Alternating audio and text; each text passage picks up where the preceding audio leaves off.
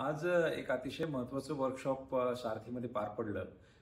कृषी विभाग, स्मार्ट आणि मित्रा आणि सर्व युनिव्हर्सिटीज या सगळ्यांनी एकत्र येऊन आणि काही शेतकरी प्रतिनिधी सुद्धा त्यामध्ये होते.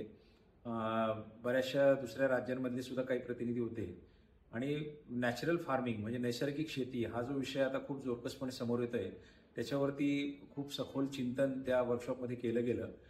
ज्याच्यामध्ये एक ड्राफ्ट तयार करण्यात येणार आहे. कारण कोणतंही धोरण ज्या वेळेला जमिनीवर राबवायचं जर असेल, तर त्याच्यासाठी काहीतरी कायद्याची संहिता सुद्धा असावी लागते.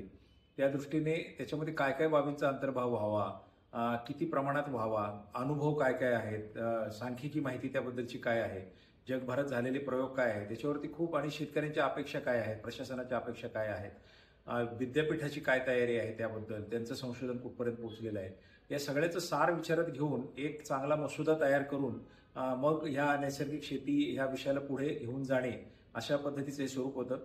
मला आनंद आहे की वेगळे वेगळे स्टेक होल्डर्स एकत्र आले, खूप मोकळेपणाने चर्चा त्यांनी केली आणि त्या ड्राफ्ट जो मित्रा आणि अर्न्स्ट अँड यंग या सगळ्यांनी मिळून तयार केलेल्या आहे त्याच्यातल्या अनेक प्रोव्हिजन्सवरती फार बारकाव्याने आणि पूर्वानुभव आपला पाहता भविष्याची थोडीशी विचार करता या सगळ्यांनी एकत्र येऊन एक चांगला ड्राफ्ट तयार करण्याचं योजलेलं आहे. तर मला असं वाटतं की हा ड्राफ्ट ज्यावेळेला तयार होईल त्याने नैसर्गिक शेतीच्या उपक्रमाला खूप चांगली दिशा मिळेल.